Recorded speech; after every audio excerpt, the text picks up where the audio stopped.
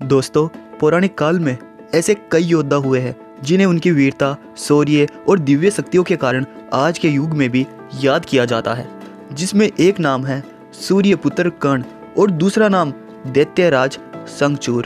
दोनों महान योद्धा थे क्योंकि दोनों के पास थे शक्तिशाली दिव्य कवच जिनके कारण यह अमर थे। लेकिन बात आती है, आखिर इन दोनों योद्धाओं को दिव्य कवच कैसे प्राप्त हुआ और किसका कवच था सबसे शक्तिशाली।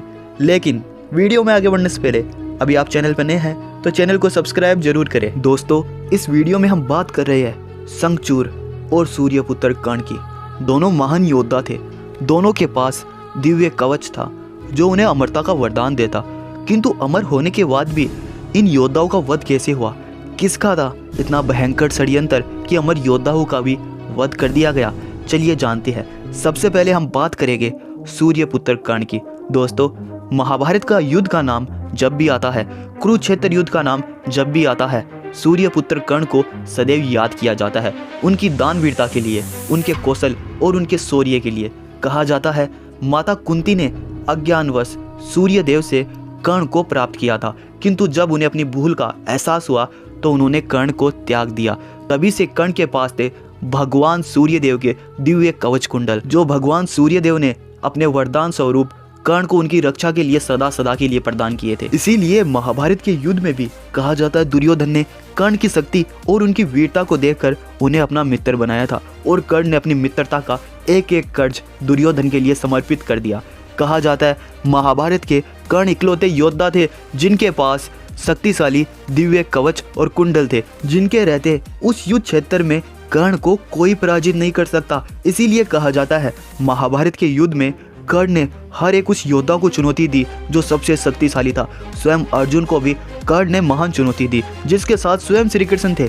महाभारत के आखिरी दिन कर्ण जब अर्जुन से युद्ध करने आया तो स्वयं भगवान श्री कृष्ण भी अपने मुख से कर्ण की प्रशंसा करते। लेकिन महाभारत युद्ध से पहले ही महारथी कर्ण से उनके दिव्य कवच और कुंडल छीन लिए गए थे, क्योंकि उनकी दानवीरता ही उनके जीवन का अंत बनी। देवराज इंद्र, जो अर्जुन के पिता स्वरूप देववंश थे, उन्होंने कर्ण से एक ब्राह्मण का भेष धरकर उनसे कवच कुंडल का दान मांग लिया और सूर्यपुत्र कर्ण ने एक दानी होने के कारण अपने कवच कुंडल का दान भी देवराज इंद्र को कर दिया। उसी दिन से वह महान दानी कहलाए। कहा जाता है यदि वह कवच कुंडल कर्ण के पास होते तो महाभारत का युद्ध का परिणाम कुछ और ही होता। कहा जाता है स्वयं श्री कृष्ण कहते हैं, हे अर्जुन, यदि कर्ण के पास दिव्य कवच कुंडल होते तो इस युद्ध क्षेत्र में मैं क्या तुम भी कर्ण को पराजित नहीं कर सकते, क्योंकि वह दिव्य कवच कुंडल उसके लिए अमरता के स्वरूप थे। इसीलिए श्री कृष्ण और इंद्रदेव की योजना के तहत कर्ण से उनके दिव्य कवच कुंडल छीन लिए गए और उनका निहत्ते ही महाभारत युद्ध में अंतिम समय में वध कर दिया गया। तो इस प्रकार कहा जाता है कि महारथी कर्ण को छल से मारा गया, अन्यथा उनके कवच कुंडल के रहते उन्हें संसार का कोई भी योद्धा नहीं मार सकता। अब बात करते हैं दैत्यराज शंखचूड़ की।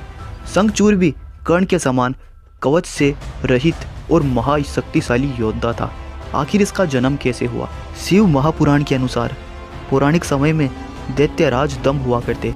वह बहुत ही बड़े विष्णु भक्त थे, लेकिन कई सालों से उन्हें संतान प्राप्ति नहीं होने के कारण उन्होंने गुरु शुक्राचार्य से कृष्ण मंत्र की प्राप्ति की और उसी कृष्ण मंत्र से भगवान विष्णु को प्रसन्न किया और भगवान विष्णु से एक पुत्र प्राप्ति का वरदान प्राप्त किया और उसी वरदान स्वरूप उन्हें शंखचूड़ नामक पुत्र की प्राप्ति हुई, जो महान शक्तिशाली और अपने आप में दिव्य था, किंतु दैत्य स्वरूप में था। कहा जाता है उसके पास था श्री हरि कवच, जो महाशक्तिशाली था, जिसके रहते कोई भी देवता, कोई भी गंधर्व, दानव, राक्षस शंखचूड़ का कुछ भी नहीं बिगाड़ सके। इसीलिए शंखचूड़ ने इन सभी लोगों पर अपनी विजय प्राप्त कर ली। वह भगवान विष्णु का परम भक्त था। शंखचूड़ के अत्याचार से सभी देवता परेशान होकर ब्रह्मा जी के पास गए। ब्रह्मा जी ने उन्हें भगवान विष्णु के पास ले गए, किंतु भगवान विष्णु ने उन्हें कहा कि शंखचूड़ का वध भगवान शिव के त्रिशूल से ही होगा। किंतु भगवान शिव ने अपने गण को भेजकर शंखचूड़ को यह अत्याचार बंद करने के लिए कहा, किंतु शंखचूड़ ने भगवान शिव के साथ युद्ध करने के लिए कह दिया, जिसके स्वरूप स्वयं भगवान शिव और उनकी गण सेना युद्ध क्षेत्र में उतर आई। इस तरह देवता दानवों में घमासान युद्ध हुआ, परंतु ब्रह्मा जी के वरदान के कारण शंखचूड़ को देवता नहीं मार पाए क्योंकि उनके पास था श्री हरि कवच। भगवान शिव ने जैसे ही शंखचूड़ का वध करने के लिए अपना त्रिशूल उठाया तब आकाशवाणी हुई। उस आकाशवाणी ने कहा कि जब तक शंखचूड़ के पास भगवान श्री हरि का दिव्य कवच है उसका वध कोई नहीं कर सकता। इसीलिए भगवान विष्णु ने एक ब्राह्मण का वेश धर शंखचूड़ से उस कवच का दान मांग लिया और तभी भगवान शिव शंकर ने शंखचूड़ का वध कर दिया। तो दोस्तों, इस प्रकार कहा जाता है कि महारथी कर्ण और शंखचूड़ दोनों ही महान कवचों के साथ थे। दोनों का वध करना असंभव था, किंतु भगवान श्री कृष्ण की महिमा के कारण धर्म की जीत सदा ही हुई है। इसीलिए एक बार कमेंट में हर हर महादेव और जय श्री कृष्णा जरूर लिख